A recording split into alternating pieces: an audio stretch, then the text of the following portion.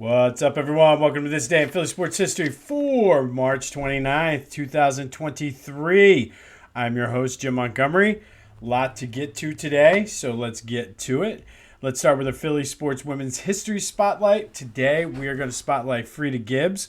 She's a Chester native. She's a pro martial artist, kickboxer, boxer, basketball player, just all around, just phenomenal athlete. She was nicknamed the Cheetah because of her track and field prowess and just how fast she was when she played at Chester. She also played basketball at Chester. From there, she went to Temple and Cabrini, where at Temple she ran track and played basketball, and then she transferred to Cabrini, I believe, after her freshman year.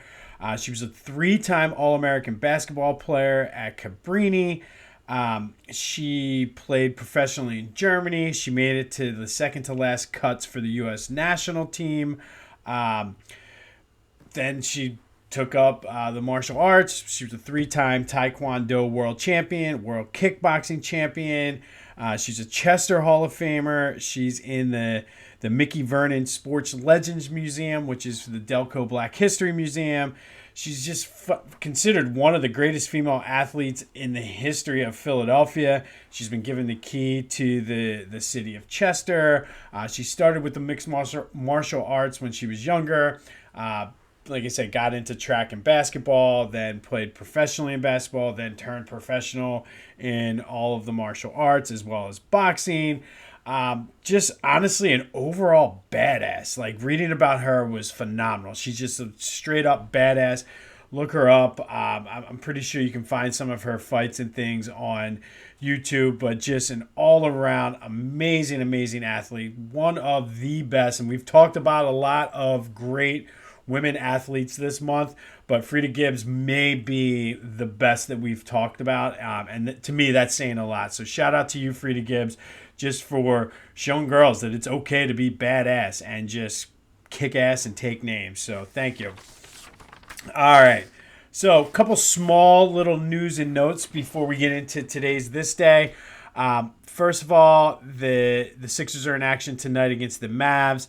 I don't want to necessarily say it's a must-win game, but we're close to that point at this point. Just because of the way the standings are, you don't want to fall into that fourth spot.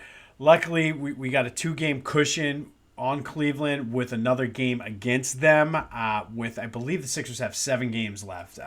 My math might be a little off. But this is about as close to a must-win game as you can get in the regular season, especially for a team that almost has 50 wins and is currently the 3rd seed. So I'll be looking forward to that tonight. Flyers won last night 3-2. They still are in 26th place. Looks like, just looking at the standings, they have about 7 or 8 games left as well. Doesn't necessarily look like they're going to be able to move completely down to where they're going to have a great percentage to get one of those top 3 picks. Again, everybody wants Bedard, but one of those top 3 picks I think are going to be game changers. So if we can get a top 3 pick, we'll take it. They also, the teams above them, they want to finish under 22nd. So the teams above them, it looks like they have a good enough cushion. But again, they have a tough schedule. They have some games. I think they play Chicago. And I want to say Columbus, 2 of the teams that are sort of battling it out for that top spot. But then they also have Boston and I think Tampa and even the Rangers. So they should be in good shape to at least finish no worse than where they are now. The other news, the Eagles officially announced, I think what we all knew was going to happen, that they will be wearing the Kelly Green jerseys next year as one of their alternates. Again, I have mixed emotions about that because obviously, like, I love buying Kelly Green Eagle stuff. I love what those jerseys represent and the nostalgia it brings back. But at the same time, too, it was a different time in Philly sports. So we kind of hung our hats on anything we could at the time. And I've talked a lot over the past year about New Philly. And I think we have a New Philly mentality now. So it kind of represents a losing, unfulfilled expectations culture.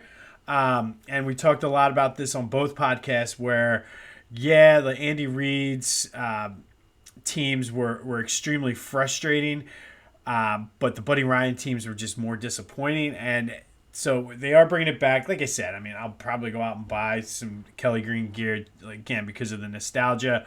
But officially, they will be wearing them. And again, new Philly, we can actually, because we have a title, we can actually look back fondly now on that. So kind of excited to do that. But again, it does kind of represent that unfulfilled expectation loser kind of culture. But it's a good thing. It'll make some money, make people happy. So we'll go from there. Obviously, this Phillies open up tomorrow in Texas. Lots of questions heading into opening day. I'll kind of cover more of that tomorrow.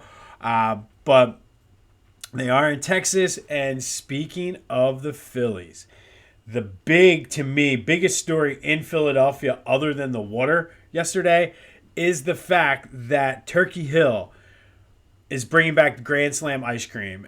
For those of you who don't know, you need to go try this as soon as you can. They stopped making it, I think, in like 2017, apparently due to lack of sales. But I have not talked to one person who did not love this ice cream and buy it all the time.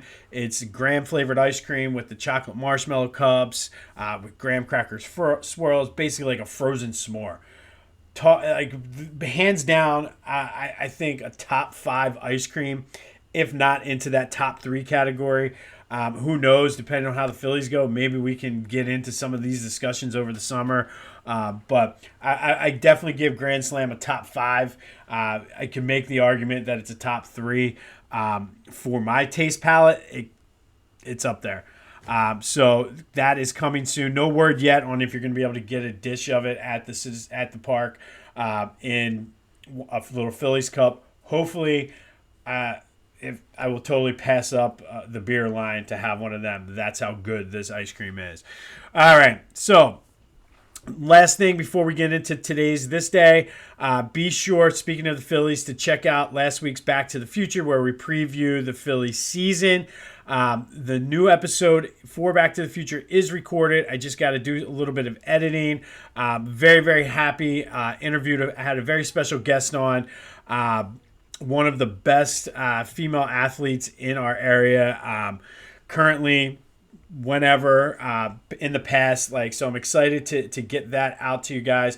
But I want to make sure you're checking out the Phillies preview before the start of the season tomorrow. But I am excited to get this new episode out this week.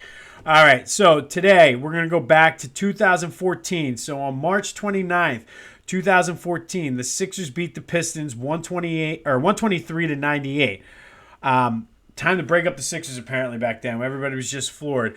Thaddeus Young had 21 points. Michael Carter-Williams had 21 points. You may remember some of these players from the process. Well, this game snapped a 26-game losing streak for the Sixers. They had not won since the beginning of January. This was like the hardcore process years. This was the year they were trying to go winless for Wiggins. Didn't quite get there. Ended up with the 3rd pick. I think it worked out pretty well for them. So instead of Andrew Wiggins, they ended up with some dude from Kansas named Joel Embiid. So I think it worked out pretty well for the Sixers. But on this day, they snapped a 26-game losing streak, which is tied for the NBA record for most. At least back then it was. I didn't even think to look. I know there's been some crappy teams since then. But at the time, tied an NBA record for most games lost in a row.